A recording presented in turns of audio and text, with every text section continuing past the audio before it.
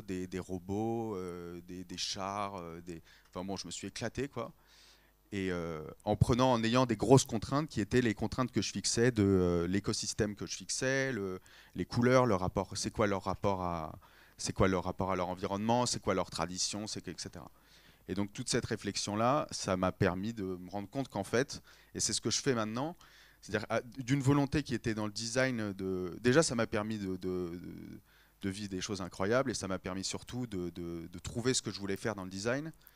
Donc c'était bien de le trouver en 5e année, il était temps, et de trouver ce que je voulais faire, et surtout de mettre à plat ma pensée, mettre à plat ce que j'avais envie de faire dans la création, dans la réflexion, etc. Et voilà, ça a été une aventure absolument incroyable, quoi.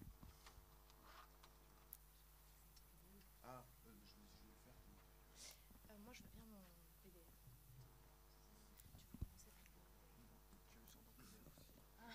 Bon, c'est toi qui réfléchissent. Désolé pour ce bug technique. Je te rends le micro tout de suite. C'est très important. Merci à Gustave d'avoir fait la narration de ce projet. C'est très important qu'on puisse avoir le visionnage d'un certain nombre d'images, puisque je ne sais pas si vous l'avez dit, Gustave, mais votre projet tient en fait en un livre. Ah, aussi, je l'ai dit. Vous l'avez dit, pardon. Peut-être dire aussi que c'est un mémoire et un sujet libre exemplaire dans la mesure où ça peut vous permettre peut-être de vous lâcher, quoi. Vous êtes à l'école, ça fait réflexion de vieux, mais tant pis, j'y peux rien. Mais vous êtes à l'école effectivement pour faire de l'expérimentation comme ça. Voilà. À toi, Jeanne. Okay. J'espère que les... Ah bah voilà, on a des images, super. Moi, je vais vous présenter donc mon sujet de mémoire et je vais vous montrer un peu de quoi ça parle et la chronologie de ce travail. En fait, j'ai longtemps cherché à la fin de ma 3e année quel sujet de mémoire, de quoi j'avais envie de parler. Et j'ai eu du mal à trouver. Et en fait, un jour, en me baladant, je me suis dit, bah, c'est marrant. Je sortais de soirée, je me suis dit, c'est marrant, je prends un Uber pour pas prendre le métro. C'est marrant, on se demande tout le temps avec mes copines comment on rentre ce soir chez nous. Et donc, je me suis dit, est-ce que c'est simplement un sentiment d'insécurité qu'on partage ou est-ce que la ville, à un moment, était dessinée sans penser à ça et sans inclure les femmes? Et je me suis dit, peut-être que je peux me poser plus longuement cette question et y réfléchir à travers mon mémoire. Et donc, j'ai commencé en lisant des études et en me rendant compte qu'évidemment, il y avait beaucoup d'études qui avaient été faites à ce sujet et que les chiffres parlaient d'eux-mêmes et que ce sentiment que j'ai l'impression de vivre, il est partagé par plein d'autres femmes. Et donc, tout de suite, je tombe sur ce chiffre qui est que 100% des femmes ont connu au moins une fois une situation de harcèlement dans la rue et que 40% d'entre elles renoncent à fréquenter certains lieux publics. Il faut savoir aussi que je parle des femmes, mais en fait, je parle de toutes les minorités qu'on retrouve dans l'espace urbain. Moi, c'est les femmes qui ont été ma porte d'entrée dans ce sujet, mais ça concerne évidemment plein d'autres minorités, les enfants, les personnes en situation de handicap, les personnes subissant des discriminations raciales. Voilà. Et donc, au fil de ces études, j'apprends que 95% des utilisateurs des équipements publics sont des hommes. Donc là, concrètement, on a des équipements publics qui ont été dessinés, qui ont été votés, qui ont été payés par la ville, et que ces équipements-là, ils sont utilisés qu'à 5% par des femmes. Et donc, je me suis dit, donc c'est pas qu'un sentiment, en fait, c'est une réalité. Il y a des gens qui ont participé, sans certainement une volonté propre, hein, mais il faut à un moment inclure ce sentiment d'insécurité dans nos décisions, de fabriquer la ville. Ce sentiment, je pense qu'il naît dès la cour de récré. Et ce dessin, il est hyper intéressant. C'est un schéma d'Edith Marouet-Joust, qui est géographe du genre, et qui demande à un petit garçon et une petite fille de dessiner leur cour de récré. Au centre de la cour, on dessine le terrain, enfin l'enfant dessine le terrain de foot et le terrain de basket, et il appose des grands jets, donc c'est l'espace des garçons. Et autour, en périphérie de cette cour de récréation, on voit des G et des F, donc garçons-filles. Et donc, dès le plus jeune âge, on se rend compte que les petites filles sont amenées à s'occuper, à se distraire en périphérie de la cour. Et on réserve l'espace central aux garçons.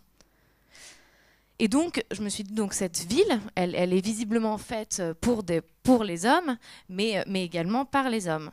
Et c'est à ce moment-là aussi de mon mémoire où je me suis dit, qu'est-ce que je peux raconter de plus que ce que montrent ces études? Et en fait, on le sait tous que la ville, elle est pas égalitaire, et ça, c'est la réalité. Mais moi, qu'est-ce que, en tant qu'architecte d'intérieur, à quel moment je peux raconter autre chose et jusqu'où je peux remonter?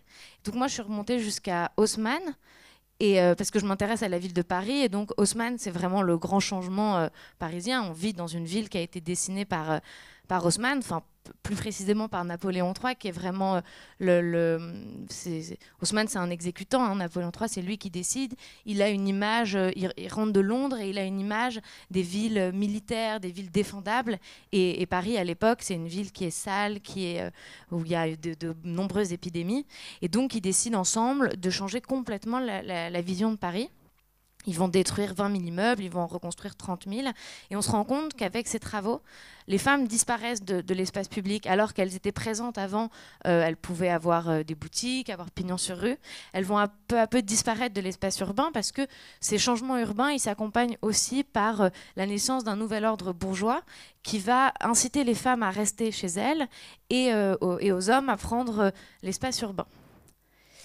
Et donc j'explique après que finalement 150 ans après, les choses ont peu changé, les décideurs sont... Parce que c'est ce qu'on voit sur cette image, hein, y a peu de femmes qui ont imaginé Paris à cette époque. Et donc 150 ans après, les choses ont peu changé parce qu'on a seulement 17% des maires qui sont des femmes.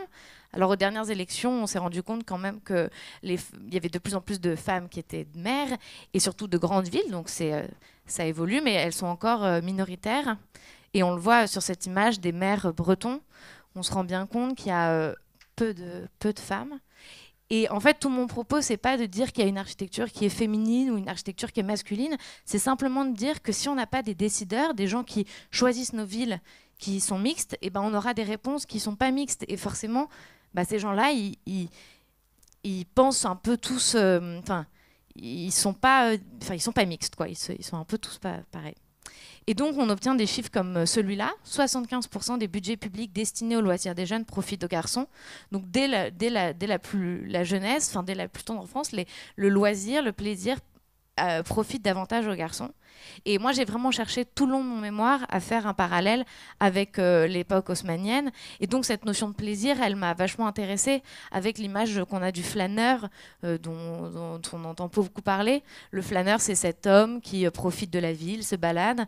Et cette notion vraiment de plaisir, on a quand même très peu d'images de la flâneuse, hein. On se rend compte que ce plaisir, il est davantage offert aux hommes. Cette image, ça a été la première que j'ai eue dans mon mémoire. Avec donc Caillebotte, c'est une peinture où on voit vraiment la ville haussmannienne parfaite, militaire, défendable, alignée, tout est magnifique. Et il y a peu de femmes en fait. Il y en a une, elle est au bras d'un homme. Et sinon, c'est une ville, on voit bien, hein, qui est destinée aux hommes. Ensuite, j'ai travaillé donc sur ce qu'avait fait Haussmann et je me suis rendu compte que tous les nouveaux lieux de plaisir qu'Haussmann a dessinés, l'opéra, les grands boulevards, les parcs, sont en fait les hauts lieux de la prostitution à Paris dans les années 1860. Et donc, c'est hyper intéressant ce parallèle de se rendre compte que tous ces nouveaux lieux sont en fait des lieux de plaisir, mais de plaisir destinés encore une fois aux hommes. Voilà, donc j'ai vraiment étudié cette époque-là. Il y a plein de détails qui m'ont amusée, hein, mais c'est Haussmann qui a permis l'éclairage au gaz dans Paris. Et l'éclairage, ça a permis aux hommes de sortir beaucoup plus librement. Enfin, Paris, c'était vraiment dangereux avant. Et donc cet éclairage a rassuré, les gens sont sortis plus tard, plus longtemps. Et ça a aussi permis aux femmes, aux filles de joie, de se faire voir. Et cet éclairage, il est vraiment important dans ces nouveaux rapports. Donc ça, c'est toute la première partie de mon mémoire que je vous explique assez brièvement, mais qui m'a permis à un moment de me dire, bon, ok, j'en suis là, mais qu'est-ce que je peux raconter de ce qui se passe aujourd'hui ? Et ça, c'est avec Charlotte Poupon. Elle m'a vraiment aidée à mettre en place mon expérience de la ville en mettant en place une marche exploratoire qui sont en fait des marches qui regroupent un petit groupe de femmes d'un quartier. Et elles vont se balader et elles vont noter tout ce qui ne fonctionne pas dans la ville, tout ce qu'elles ont remarqué dans la ville. Ces marches exploratoires, elles existent, il y en a souvent hein, à Paris, mais ça vient beaucoup du Canada, mais il y en a énormément dans Paris. Et ensuite, elles vont faire des conclusions, ces femmes, qu'elles vont proposer à la ville pour essayer de faire changer les choses. Et donc moi, j'ai eu envie de mettre en place une marche exploratoire dans mon quartier, qui est le 18e, parce que c'est le quartier que je connais le mieux.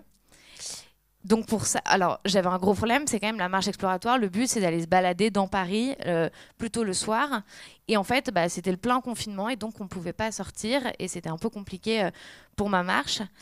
Et en fait, je me suis dit, comment je peux faire peut-être que sur Google Maps, je peux trouver une solution. Et donc, je me suis baladée sur Google Maps et je me suis dit, si chacune fait la même promenade qu'elle avait prévu de faire, mais sur Google Maps, est-ce que finalement, c'est presque pas encore plus juste, puisque l'outil Google Maps, il n'a pas été choisi, enfin, c'est pas moi qui choisis quand je passe. Et donc, je trouvais qu'il y avait une neutralité qui était intéressante. Et donc, avec un groupe de femmes, je leur ai demandé de se balader dans ce quartier, sur Google Maps, donc, et de m'envoyer des captures d'écran à chaque fois qu'elles avaient quelque chose qui les questionnait, enfin, qui les interrogeait, un sentiment d'endroit où elles n'aiment pas se balader. Et avec ça, j'ai fait j'ai vraiment fait cette marche exploratoire en mettant tout ça en commun et en leur demandant à chaque fois d'accompagner leur image par une phrase qui décrit ce qu'elle voit. Donc on se rend compte que parfois c'est des choses auxquelles moi j'avais pas encore pensé, hein, mais les arbres qui sont évidemment nécessaires à Paris, il en faut de plus en plus, mais ça crée aussi des zones d'ombre, des zones qui sont pas agréables, et donc à travers ce qu'elles m'ont raconté, j'ai appris plein d'autres choses. Et ensuite moi je me suis aussi j'ai aussi fait cette marche en suivant le tracé de la ligne 2 du métro avec le boulevard de Clichy qui traverse Pigalle. Et c'est d'ailleurs ce boulevard sur lequel je travaille après pour mon sujet livre. Parce il traverse Pigalle, il y a un terre-plein central où on pourrait faire plein de choses. Et aujourd'hui, c'est vraiment un espace qui n'est pas agréable. C'est cet espace qu'on voit au centre. Et voilà. Et pour mon sujet libre, en fait, je me suis basée sur des principes de base d'un environnement sécurisé qui sont la signalisation. Donc, il faut savoir où l'on est et où l'on va. Ça passe par plein de supports, mais des plans, une signalisation au sol, etc. La visibilité, donc voir et être vu. C'est indispensable pour se sentir bien. Donc, voir, c'est un éclairage urbain suffisant. Donc, il faut retravailler ça avec un minimum de 22 luxe qui est indispensable pour sécuriser. Et être vu, c'est aussi penser le champ de vision, donc cette histoire d'arbres, de comment on agrandit le champ de vision, l'animation, entendre et être entendu, et enfin l'aménagement. Et donc c'est à partir de ces 4 principes de base que j'ai développé mon sujet libre en proposant sur ce boulevard de Clichy une promenade. Pour conclure rapidement, je me suis pas... moi, ma proposition, elle est la mienne, et il y en a plein d'autres. Il y a plein d'autres personnes qui ont pensé la ville de manière plus paritaire, et je me suis beaucoup inspirée de leur travail. Et les premières à avoir pensé la ville de manière plus paritaire, c'est les Béguines, qui sont des femmes du XIIe siècle, qui ont créé à l'intérieur des villes, des cités où elles vivaient entre femmes. Et elles sont vraiment les premières à avoir... c'est-à-dire c'était inconcevable qu'une femme devienne propriétaire à cette époque et choisisse la ville dans laquelle elle voulait vivre. Donc c'est une source d'inspiration, mais pour tous les concepteurs du XXe siècle, en fait, parce que c'est les premières à avoir imaginé les patios, les espaces communs partagés. Donc c'est vraiment, elles sont source d'inspiration importante. Et pour conclure, je vous présente le projet que vous avez peut-être tous vu, Place du Panthéon, qui est en fait un projet féministe qui a été pensé par une association et qui est de redonner sur cette place, avec ce bâtiment où il y a écrit aux grands hommes la patrie reconnaissante, c'est de redonner autour de cette place un espace pour les femmes. Et personne ne le sait, hein, forcément que ça a été pensé pour ça, mais c'est une place qui fonctionne super bien avec simplement une nouvelle manière de concevoir le mobilier urbain. On se rend compte que ça fonctionne très bien, il y a beaucoup de monde tout le temps, c'est hyper agréable. Et ça a vraiment été une source très importante pour mon travail d'inspiration, parce que c'est vraiment l'exemple à Paris le plus connu de réaménagement urbain avec cette notion de répartition plus égale de l'espace urbain. Voilà, après, je pourrais vous présenter mon sujet libre, mais en fait, c'est ma réponse, et il y a plein d'autres réponses à ça. Donc, je vois pas... Enfin, c'était simplement histoire de dire qu'il y a plein de manières de repenser la ville, et que si on incluait un peu plus cette question du genre dans nos prises de décision, on aurait une ville qui est plus agréable. Preuve en est à Vienne, c'est la ville qui a été élue pour la 8e année consécutive ville la plus agréable à vivre. Et à Vienne, on a dans la mairie un bureau du genre. Donc chaque décision, au même titre qu'on a un bureau de l'écologie, chaque décision passe par ce bureau du genre. Et preuve s'il en est que ces questions-là peuvent rendre la ville que meilleure. Voilà, je vais passer Camille. Bonjour.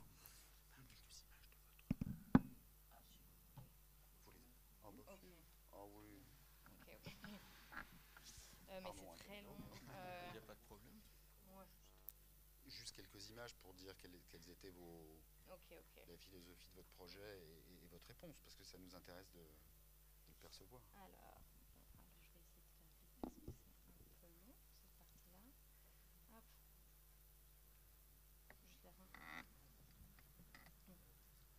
Voilà.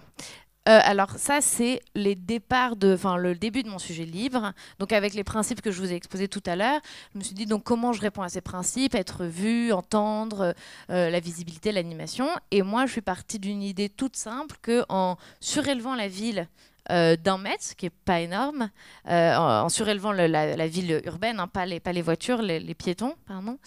On répond à à ce sentiment de sécurité. On s'éloigne des voitures, on a une temporalité qui est différente, on voit la ville de plus haut, on diminue aussi le bruit. Et donc ça a été vraiment mon point de départ, qui est assez utopiste. Hein. J'imagine bien qu'on ne peut pas faire tous les trottoirs 1 mètre au-dessus de la ville, mais ça a vraiment été le point de départ de ce travail.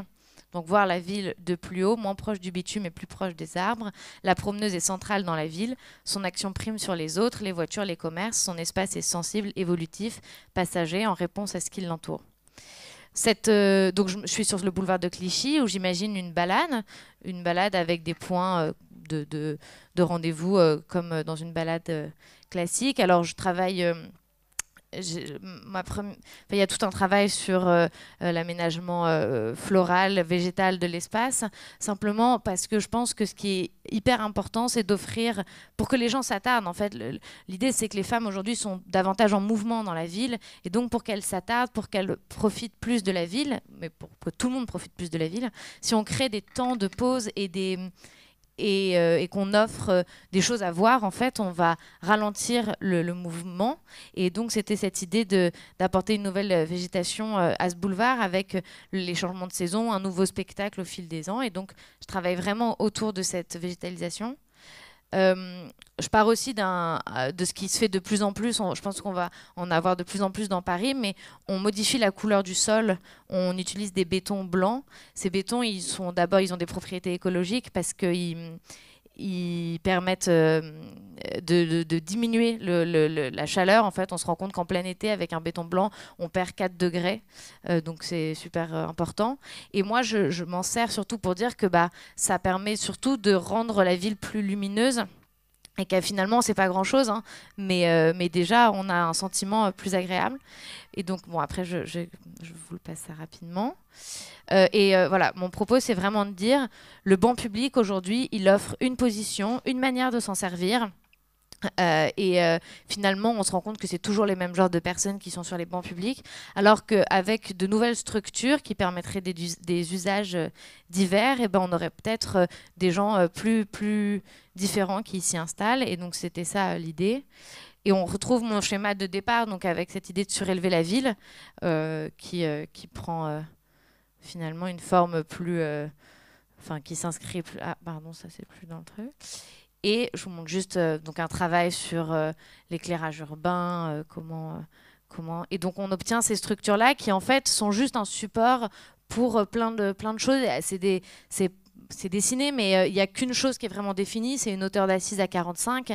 Mais ensuite, l'idée, c'est de ne pas obliger une manière de s'en servir, une position. Et je pense que c'est comme ça qu'on a plein de gens divers qui vont venir. Voilà, sur ce boulevard avec... voilà. Et toujours ce travail autour de la lumière.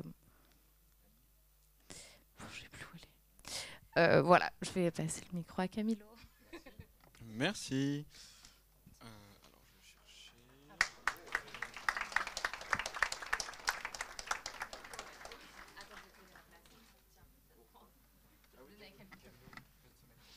Oui. Tu peux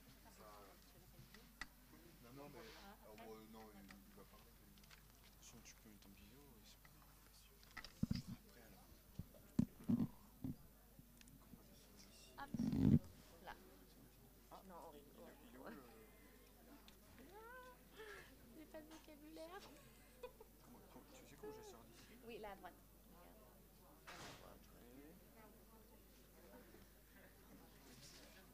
Sorry. Comment j'ai fait une présentation avec des pages normales? Peut-être là. Non. Parce que du coup... D'accord, bon, c'est comme ça. T'as trouvé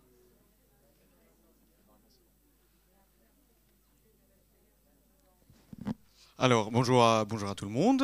Et bon, je vais essayer de ne pas être très long parce que je crois qu'on arrive bientôt à... Ah, d'accord. Bah, en fait, moi, je vais plutôt vous parler de la façon peut-être un peu différente de ce qu'on m'avait demandé de faire le mémoire et le lier au sujet livre. Donc, la première chose que je vais dire, c'est que je trouvais en fait, c'était une façon particulière, puisque quand j'étais en 4e année, et je ne vais pas le cacher, j'arrivais pas à trouver mon sujet de mémoire. En fait, j'avais cherché, c'était très compliqué. Je savais que je voulais travailler avec les animaux. C'était un truc qui m'est porté depuis toujours, parce que ce que j'avais fait depuis la première année. Et en fait, j'étais accompagné par Alexis, qui a été très patient toute la 4e année, avec beaucoup d'essais et d'erreurs, où j'ai dit je vais faire ça, et finalement je me trompais, c'était pas le bon truc, pour me trouver jusqu'à la fin de la 4e année, où j'avais développé une espèce de méthodologie à chercher ce que je voulais, mais j'avais toujours pas un sujet concret de mémoire. Et en fait, j'ai pris l'exercice à l'envers, et j'ai trouvé d'abord mon sujet livre, pour lesquels j'ai mis au service mon mémoire. Je ne sais pas si c'est classiquement ce qu'on demandait faire. Alors moi, je suis étranger, j'avais des difficultés à l'écriture aussi. Donc c'était un peu... cet exercice des mémoires, en fait, je le mis au service de mon sujet livre. Et donc je pourrais commencer à l'envers en disant que finalement mon sujet livre, j'ai décidé de travailler avec les poules. L'entrée de matière, c'était que ça répondait parfaitement, bon, ça répondait parfaitement, je ne sais pas, mais ça répondait un peu à cet exercice d'à la fois architecture d'intérieur pour l'échelle de la poule, puisque j'ai fait un poulailler en fait, pour mon sujet livre, qui finalement était un espace d'aménagement et d'architecture pour la poule, et à la fois c'était des objets à notre échelle. Et donc je pars un peu à la recherche de toute cette documentation qui allait me permettre d'aborder ces sujets de façon intéressante et pas dire juste un poulailler. Et en fait, on a trouvé avec Alexis de tracer justement l'histoire de la poule pour essayer de soulever plusieurs questions. Et donc j'ai traité le sujet de la poule et à ma surprise, de plus en plus j'aborde ces sujets, je me rends compte que en fait les poules elles sont partout et donc ils sont occupés énormément des rôles, et donc là je passe assez rapidement des rôles scientifiques où finalement la poule est très importante dans la recherche du génome avec les dinosaures et la proximité, des rôles, des représentations des virilités, des féminités avec les Grecs et les Romains, où finalement les coqs dans les combats étaient des représentants pour les gladiateurs, pour se battre. des rôles aussi religieux. Et donc pour les Lapitas, dans l'Antiquité chinoise, les poules finalement étaient des objets d'offrande pour aller pour communiquer avec les dieux. Et en arriver jusqu'à des rôles politiques au Moyen-Âge, avec le prestige d'avoir des volailles qui venaient partout avec la création des basses-cours, et en arriver jusqu'à l'aujourd'hui et se dire qu'est-ce qu'on fait avec les poules. Et comme on l'avait dessiné justement pour lui accorder ces rôles utilitaires qu'on a aujourd'hui pour la chair et les œufs. Et donc le mémoire, ce que m'a permis finalement, c'était de partir d'un prétexte, puisque finalement c'était ça, un prétexte qui m'intéressait, qui me motivait, qui était les poules, pour parler à la fois de politique, pour parler de sexisme, pour parler d'aménagement, pour parler d'espace, et donc je parle des basses-cours, pour parler de la relation justement qu'on avait avec ces animaux. Et donc, moi, je laissais juste, je le faire circuler, puisque j'avais fait sous forme de journal, en fait. Donc, justement, j'aborde, comme je vous dis, les sujets les sujets des poules objet, poule espace, poule animal, poule industrielle, bon, etc. Plein de trucs du genre. En fait, j'ai fait un balayage très, très, très large pour soulever et pour venir après dans mon sujet libre. C'était pour soulever des questions qui pouvaient être intéressantes pour l'exercice d'architecture d'intérieur et design à la fois. Comme je disais, je voulais répondre à ces deux aspects. Et donc, ce que j'ai fait, c'est que après, bon, là, je vais partir sur mon sujet libre, où justement, j'ai soulevé de problématiques qu'on peut avoir avec cet animal, des problématiques où finalement, on s'évoit à travers cet animal qui représente presque le reflet des modes de vie vers lesquels on veut venir. Et en fait, je me dis, je vais construire un poulailler pour essayer de communiquer avec cet animal, pour communiquer avec la poule, parce que en fait, la difficulté, c'est que la poule a été toujours un bouc émissaire dans notre société. En fait, on l'a dit, il faut faire ça, la poule, elle est ça, la poule, c'est un... Et d'ailleurs, comme je l'ai fait dans le mémoire, c'est un symbole religieux, la poule, c'est les coqs sportives, la poule, c'est les armures françaises, la poule, c'est les clochers du village. Il va chanter pour dire que Judas est en train de trahir Jésus-Christ, donc il y a plein de choses comme ça. Et en fait, je me dis comment justement intégrer cet animal, comment communiquer avec cet animal. Et donc, je pars à travers, pendant 6 mois, j'ai fait un voyage avec des différentes poules. J'ai choisi d'aller dans cet atelier où l'école a joué un grand rôle, puisqu'il y a le programme Atelier Campus. Je fais en parenthèse, donc je vous profiter. Je vous invite à profiter pleinement, parce que c'est un truc assez extraordinaire qui m'a permis d'approcher les ateliers de savoir-faire. Et donc je me dis, je veux mettre au service, en fait je rentre en mon sujet libre en disant je veux mettre au service d'un animal, la poule, où finalement j'ai conclu que c'est l'animal les plus populaires et les plus ordinaires qu'il puisse en avoir aujourd'hui, les savoir-faire qu'on met au service de l'homme. Et en plus, à différence de ce que justement on est en train de faire à ce moment-là, je vous explique ma démarche, etc. Je ne pourrais jamais dire à la poule, vas-y ta chambre, j'ai choisi cette matière parce que les concepts, etc. etc. Donc ce qu'on nous apprend à faire pendant 5 ans. Et donc j'ai décidé de prendre ces doubles partis pris, de dire, bon, la poule c'est l'utilisateur, mais en fait c'est pas le client, puisque la poule elle ne va pas se commander un poulailler. Et donc je pars justement à la recherche de cet objet que j'identifie interface pour pouvoir communiquer avec la poule. Et donc là, j'ai une petite vidéo, si tu peux la mettre. Et donc, je me dis, je vais aller dans les ateliers, je vais tester les matières, je vais tester les formes, je vais tester les tailles pour trouver ces objets qui vont finalement répondre à la fois à une iconographie pour nous, avec une symbolique d'une forme. Par exemple, là, ce que je vais vous montrer est l'abreuvoir qui est fait avec la poterie Ravel, qui reprend une jarre des Provences. et à la fois avec répondre à un usage très particulier. Donc j'avais pris aussi ce qui m'intéressait énormément, c'était me dire que je pouvais à la fois faire quelque chose de beau, d'esthétique, dire que finalement le poulailler, puisque c'est ça, n'est plus du tout cette cage qu'on va mettre au fond des jardins, mais qu'à la fois il y avait un usage qui était très très très ponctuel pour essayer de me ramener à une réalité et me dire finalement je vais pas juste faire un poulailler comme ça. Et donc je pars finalement, là c'est un objet type, où je pars finalement avec une poule, comme je disais, j'invite les satellites à l'aventure de dire allez on va dessiner quelque chose pour poule. Et donc j'ai fait une collaboration très étroite avec les satellites de savoir-faire, où je leur demande aussi de me laisser dessiner, me laisser venir toucher la matière, et toujours avec la poule justement pour les tester. Et en fait, ce que j'aborde, puisque je ne l'ai pas dit, dans mon poulailler, c'est la notion de l'accueil.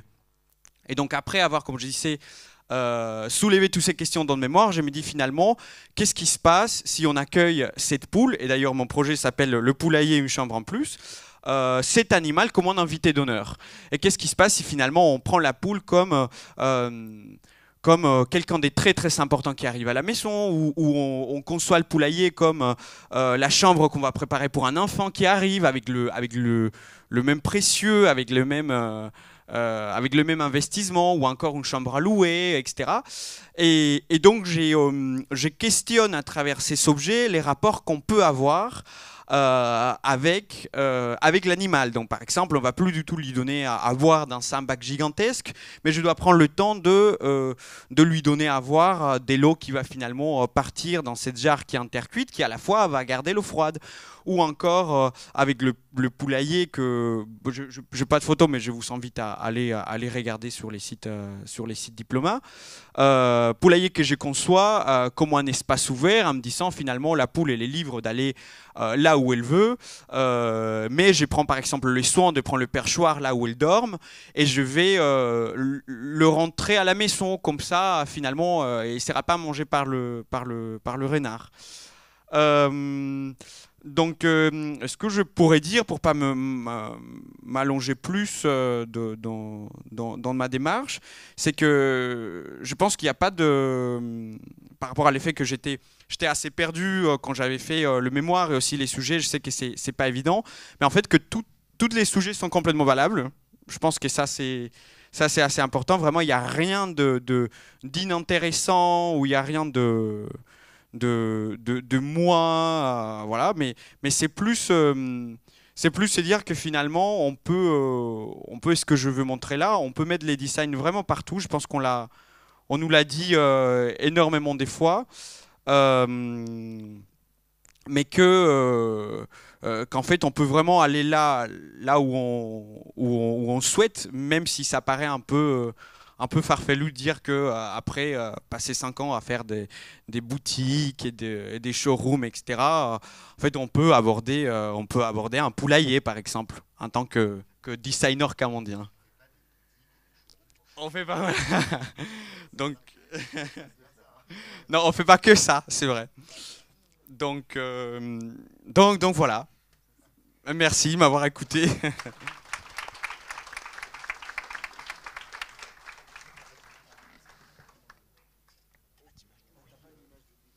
Alors,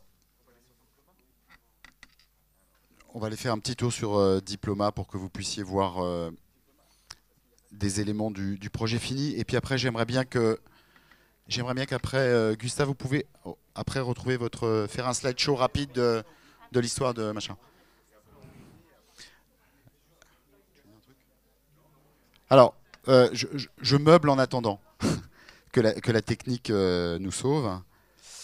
Moi, je voulais juste peut-être souligner 2 choses. Finalement, qu'est-ce que ça dit, ces 3 projets de diplôme qu'on vous a présentés? Le premier, ça rejoint, je pense, l'introduction de Michel Lusseau qu'on a eue hier. C'est que finalement, vous voyez que ces 3 projets, on est une école d'architecture intérieure, mais ces 3 projets travaillent à des échelles très différentes. On a avec Gustave un design fictionnel, donc une échelle de pensée qui convoque nos imaginaires. Donc on est dans une forme d'immatérialité totale. Vous allez en voir quelques images. Avec le projet de Jeanne, je pense qu'on intervient à l'échelle de l'espace public, à l'échelle de la ville, avec un engagement, je dirais, particulier, une lecture et un vrai engagement, un traitement politique finalement, hein, que vous faites à la fois de votre mémoire, mais aussi d'une forme de résolution que vous trouvez au travers de votre sujet libre. Et puis le projet de Camilo qui est très iconoclaste, hein. Effectivement, on peut se dire, et je pense que ce sujet était un peu dangereux parce que on pouvait se dire, oh là là, mais qu'est-ce qu'il fait? Il fait un poulailler de luxe pour des poules, enfin tout ça n'a pas de sens. Et en fait, bien sûr, ça a beaucoup de sens parce que je pense, et c'est peut-être le deuxième point que je voulais souligner, le projet de Camilo dit bien en fait l'attention à l'autre. Je pense que c'est un point fondamental du métier que vous allez exercer. C'est un projet qui se penche sur l'altérité. La poule, c'est pas forcément voilà, l'image de l'animal le plus chaleureux, domestique qu'on puisse avoir. Et cette métaphore de créer un intérieur et une forme d'hospitalité pour, je dirais, un animal qui nous est plutôt étranger, à part dans nos assiettes, je trouve que c'est une très belle démarche que de dire que l'architecte d'intérieur designer doit être dans cette démarche, je dirais, d'empathie et d'accueil de l'altérité pour construire un espace qui là est un espace aussi tout à fait théorique. Peut-être qu'il y aura des poulaillers qui se réaliseront, mais c'est un espace théorique, mais qui démontre en fait ce qui doit sous-tendre votre manière de penser votre métier. Et les trois projets ont cette dimension-là. C'est vraiment une démarche de profonde altérité. Alors, ne le prenez pas mal, Jeanne ni Camilo, mais je l'annonce. Alors, pardon, c'est pour les étudiants de première année. Mais on aura des exemplaires disponibles à la bibliothèque.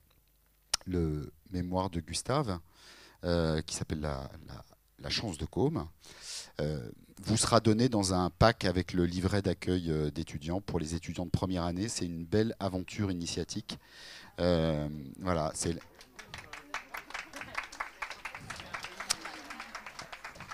Voilà. Et on fera ça chaque année. Alors, il y aura plein d'exemplaires à consulter à la bibliothèque en plus, hein, pour les années 2, 3, 4, 5 et les cycles préparatoires. Mais pour entrer dans l'école et avoir cette forme de démarche oui, c'est cette démarche initiatique, ça peut être une très belle manière de comprendre ce qu'est un engagement d'étudiant dans une école et ce qu'est le métier de designer, en fait. Donc, c'est bon? C'est à vous? Ah non, ça, c'est des images de Camilo. C'était juste pour que vous regardiez les restes des objets assez rapidement. Donc j'ai fait un poulailler. Comme j'ai dit, c'est que je conçois comme une chambre qui est finalement ouverte, en fait, comme un trait, comme un rideau qui vient embrasser les restes des objets. J'ai fait un abreuvoir en terre cuite. J'ai fait un nichoir, une lampe chauffante, une mangeoire et un perchoir. Et donc, comme je vous disais, à chaque fois, l'idée c'était de répondre à un usage très particulier, dire la poule elle doit manger, et aussi à une iconographie. Par exemple, dans la mangeoire, j'ai reprends la forme de la coupe vieillarde de la porcelaine de la manufacture des Sèvres.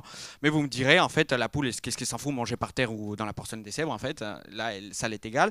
Mais elle va picorer la porcelaine, elle fait un bruit qui est très particulier. Donc il y avait à chaque fois ces jeux d'interpeller par la couleur, par le son, l'animal, et en même temps répondre à une demande esthétique, bien évidemment, de notre point de vue pour cet animal. Donc voilà. T'as pas une vidéo de la poule qui picore? Ouais. Pas là, ah, dommage. Peut-être Camilo, dites juste les savoir-faire. Ah oui, et donc... Alors, les ateliers, les savoir-faire. Et donc les ateliers que vous allez certainement avoir la chance de visiter. Donc il y a François Pouenat qui est ferronnier d'art, la poterie Ravel qui est la manufacture des terres cuites peut-être la plus ancienne qui existe aujourd'hui. Il y a François Pasolinghi que vous allez certainement aussi voir en atelier campus. Il y a les CIAV Maïsenta, les Centres internationaux des arts verrières. Il y a la manufacture des Sèvres. Et en 6e, la Jeanne 2, il y a l'atelier d'Ian Boulon, c'est pareil, il y a un workshop qui est fait dans le sud. Et un mosaïste, lui c'est le Télésol qui fait pas partie d'Atelier Campus, mais je pense qu'il va en faire partie bientôt, j'espère.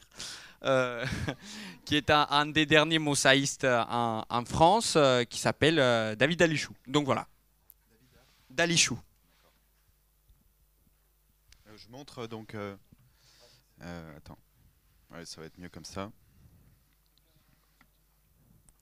Donc je vais vous montrer la vidéo. Alors, là ça c'est ouvert, je fais comme j'ouvrais QuickTime.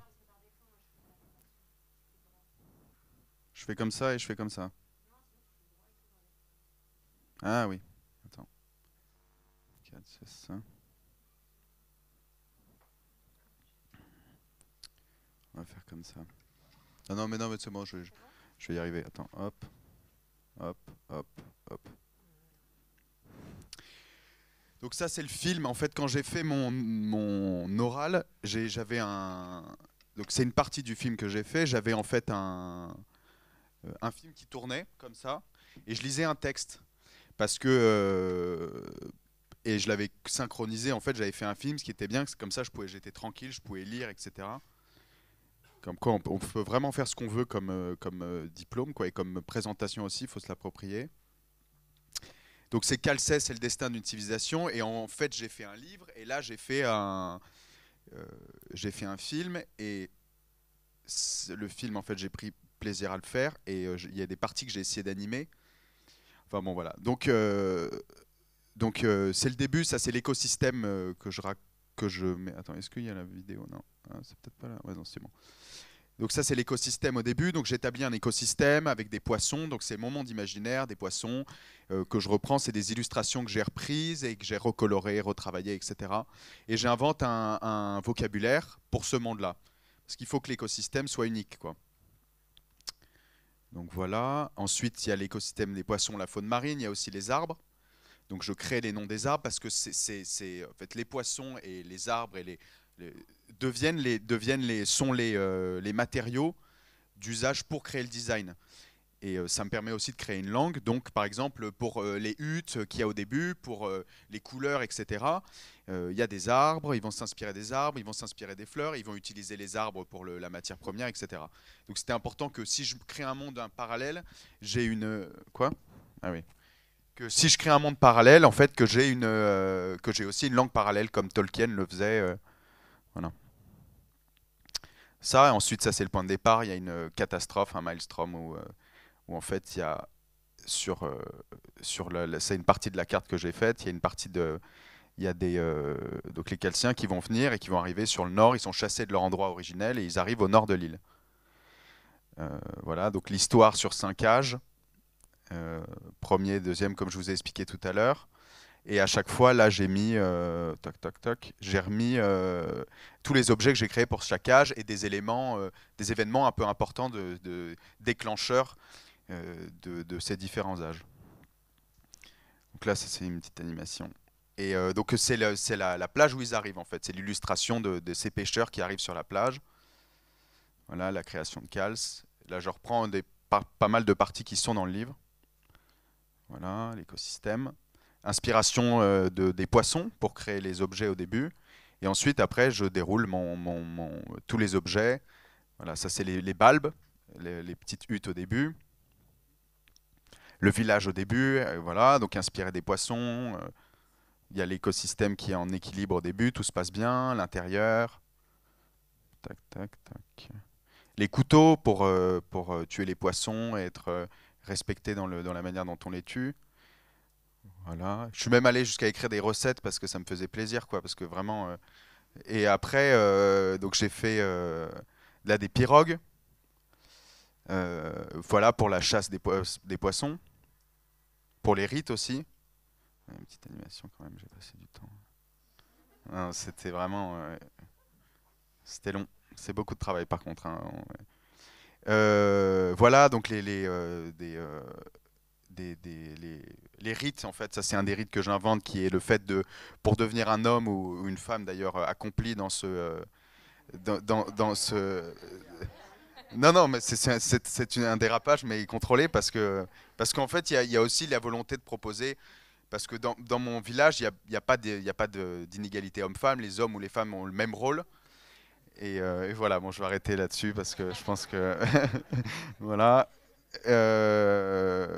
Voilà, donc des lances, des arcs, des masques qui sont pour les rites d'accession justement au titre de chef. Voilà, des masques. Des amulettes. Voilà, l'âge 2, le moment où ils commencent à être, ils sont tellement prospères en fait qu'ils s'éloignent de leur lien avec la vie. Donc ça, c'est les villages qui augmentent. D'autres maisons. Ça augmente le confort, c'est plus grand, etc. Ensuite, des chars pour commencer à... On n'est plus en lien, on n'est plus dans la subsistance avec la nature, on est dans la cultivation, enfin on cultive la nature pour, euh, pour ne plus avoir à subir ces aléas et pour la contrôler en fait. Donc je dessine aussi voilà, il y a des pelles. H3 où Com arrive. Donc là je dessine une autre carte. Donc c'est Calcès, en fait il se recroqueville derrière une ville, pardon, qui est en forme d'engrenage, parce que Calcès, ça veut dire les engrenages, c'est une métaphore un peu de l'âge industriel. Voilà, donc ils créent des gros immeubles et ils se mettent, comme il y avait au 19e siècle, au milieu du 19e siècle à Londres, dans des gros immeubles. Voilà, donc... Et en fait, au fur et à mesure où je fais ça, bon, je découvre en fait ce que j'aime le par-dessus tout, c'est de créer des imaginaires, donc je m'éclate énormément, sous prétexte, comme tu disais, Camilo, et comme vous disiez René Jacques, sous prétexte du design aussi. Voilà, donc ça c'est la ville de Calcès, très menaçante, très noire, etc. Des machines qui détruisent la forêt, qui sont des métaphores de l'industrie. Des épées très grandes qui cassent les arbres. Des petits vers qui vont farfouiller dans le sol pour choper les ressources. Des fusils pour se défendre. Des sous-marins. Ensuite c'est l'âge 4. Là, il y a des drones, ça commence à être du contrôle, c'est un peu... voilà, donc des drones qui tuent, des abeilles tueuses, je les appelais comme ça. Des drones qui aspirent l'énergie des nuages. Des sortes de télé volantes qui projettent de la publicité. Voilà, donc l'air qui permet aussi, le confort permet aussi une autre ère industrielle. Donc je dessine aussi une collection un peu, bon, de vases. C'était Marco qui voulait que je fasse ça, absolument. Des robots ensuite, parce qu'il m'a dit, il faut quand même que tu as des moments où tu puisses parler de matériaux, etc. Ensuite de robots, des robots qui... Donc ça c'est le robot qui tape le gisement. Voilà. Et ensuite l'âge 5, le gisement qui a explosé et la volonté d'une symbiose, la nécessité de faire une symbiose. Donc ça c'est un robot qui fait le lien entre le vivant et les hommes, et qui est mi-robot, mi-homme, et mi-robot, mi-animal. Il est sensible en fait. Et il peut récolter des données émises par les animaux, qui sont des choses imperceptibles, des phéromones, etc. Et le traduire pour les humains et inversement, il peut parler aux deux. Donc c'est un pont en fait qui nous permet de mieux connaître la vie. Voilà. Ça s'appelle le cerf d'Azufel, si vous connaissez la référence. Un petit lampadaire qui s'allume et qui... Non, ça il aimait bien, il m'avait dit que c'était sympa, mais quoi, mais donc, qu'est-ce que je disais? Oui, pardon. Qui s'allume en fait et qui s'allume et qui s'éteint en fonction de la présence ou pas. Donc c'était une réflexion sur la pollution lumineuse.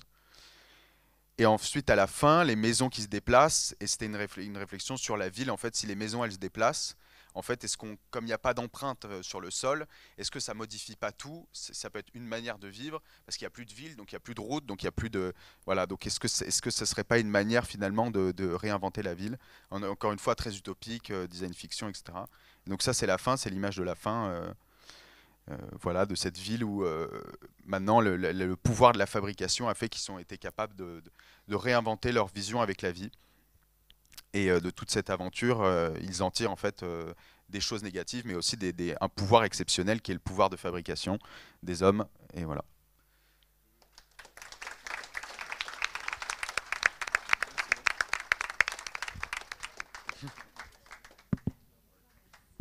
Question?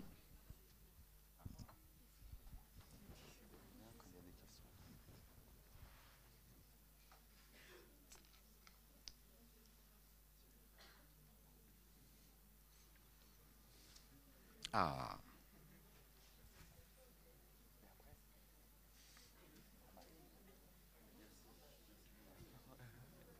Oula. Allô? Oui. Est-ce que le livre il va être vendu sur des sur des grandes plateformes de... Tu veux dire le livre, le roman ou ça? Oui, le roman. Attends, je vois pas d'ailleurs. C'est toi? moi. Ah oui, pardon, Voilà. excuse-moi. Donc c'est le roman, oui. J'aimerais bien, j'essaye de le faire éditer, mais je l'envoie à des éditeurs, mais bon, on verra bien, on verra bien. Pourquoi pas, hein? Pourquoi pas? Si j'ai l'opportunité de vendre des livres, ça peut être sympa quand même. Voilà.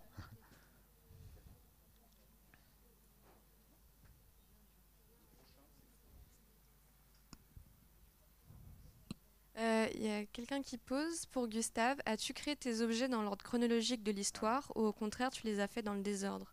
Et qu'est-ce que cela t'a apporté? Ça vient d'où ça? Attends. Ah oui, pardon, excuse-moi. Mais je ne suis pas à l'origine. Tu de dis cette pardon, question. excuse-moi? Je ne suis pas à l'origine de cette Est-ce question. que je les ai créés en fonction de l'ordre chronologique? Exactement. Ok. Oui. Oui, bah je vais montrer. Et qu'est-ce que cela t'a apporté? Qu'est-ce que ça m'a apporté de les créer dans l'ordre chronologique? Ah bah attends, mais je pense que c'est plus la question, c'est plus qu'est-ce que ça m'a apporté en général. Attends, je vais montrer. Ça m'a apporté quoi? Énormément de choses sur le plan créatif, parce que c'est quand même une aventure incroyable de passer en fait d'une école de design où j'ai quand même vécu des choses très riches, très diverses à Camondo, très intenses, où ça a été une très belle aventure, avec des hauts, des bas. Et en fait de finir avec ça, de finir avec un projet qui était vraiment à moi, et qui était très libre, et qui était un imaginaire, en fait, ça m'a apporté déjà, je pense, une certaine liberté dans maintenant la manière dont moi je vois le design, qui est de faire, en fait, mon rêve, ce serait de faire des films de science-fiction, ce serait voilà, de faire de la direction artistique de films comme Dune, des choses comme ça, enfin, ça serait absolument incroyable. Et de continuer moi aussi de trouver qu'en fait je pouvais aussi de mon côté continuer à faire grandir ce monde, parce que je vais continuer à le faire grandir pour un jour, je sais pas pourquoi, ce que ça deviendrait, je sais pas encore, mais je me suis créé un univers quoi où maintenant je peux produire avec et dedans, et c'est assez génial, voilà.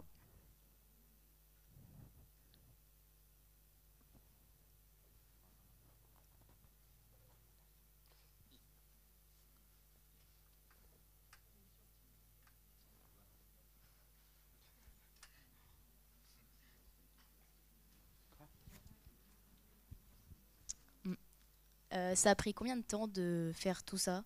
Enfin, est-ce que vous aviez réfléchi avant en amont et vous aviez déjà des idées ou... Alors ça a pris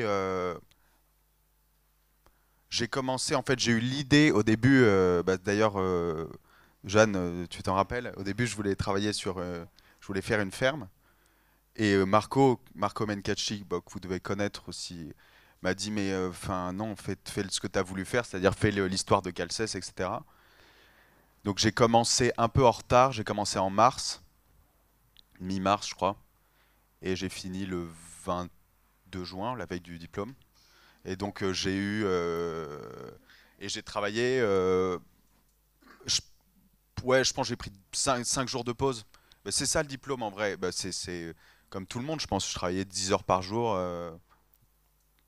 tous les jours, pendant 3 mois, quoi, enfin 3-4 mois. Voilà, mais en fait, ce qui est très long, c'est de trouver la manière de faire, parce que j'avais des idées, j'avais des images, etc. Ce qui est très long, c'est de trouver la manière de passer d'une idée qu'on a, d'un dessin, et comment est-ce que je fais pour faire un livre, qu'est-ce que je raconte, et le processus en fait. Et le passage de moi je fais Rhino, Quichotte, dans l'ordre Rhino, Quichotte, enfin dessin, Rhino, Quichotte, Illustrator, Photoshop, etc. Et trouver cet ordre-là, et cet enchaînement, c'est ça qui est le plus long. En fait, c'est trouver la manière dont on va raconter son histoire, et trouver le processus en fait de sortir ces images qui sont dans la tête et les mettre et les communiquer de la manière la plus précise que tu voudrais la communiquer, c'est ça qui est le plus compliqué. Après, le moment où tu as commencé à trouver, ou que tu sais comment dessiner, ou que tu es rodé, c'est très long, parce que je devais produire beaucoup de choses, mais ça déroule quoi. Enfin, il y a le travail de réflexion, un peu de souffrance de sortir le truc, il est passé. Donc c'est les 2 derniers mois, ça déroule quoi. C'est pas caché que c'est quand même fatigant et éprouvant, mais mais très très très très plaisant. C'est vraiment, enfin, la stimulation comme ça créative, c'est vraiment bien. Et donc, c'est-à-dire que concrètement, il y a un écrit, donc un roman avec des mots, quoi, des chapitres. Ouais. Et il y a cette partie illustration à côté ou qui est. C'est un autre. Pardon, tu avais. Non, c'est bon, tu avais fini. Non, j'ai un roman. Et le roman, c'est un livre où il y a des illustrations qui sont pas les miennes, où j'ai piqué sur Internet. Enfin, j'ai trouvé des choses essayé de trouver des choses qui ressemblaient à ce que je racontais, comme dans l'univers, etc. Et après, il y a un gros livre format A3 où il y a toute l'histoire dedans. C'est 2 choses séparées. Où il y a toute l'histoire enfin, ce que j'ai montré là, où il y a pas mal de ces images-là qui sont dedans. C'est un album en fait. Génial. Bah, j'ai fini. Merci.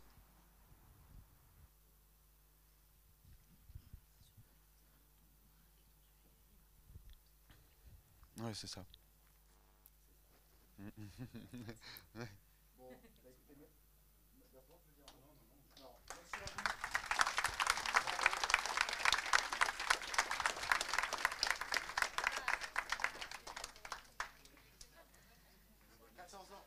Merci.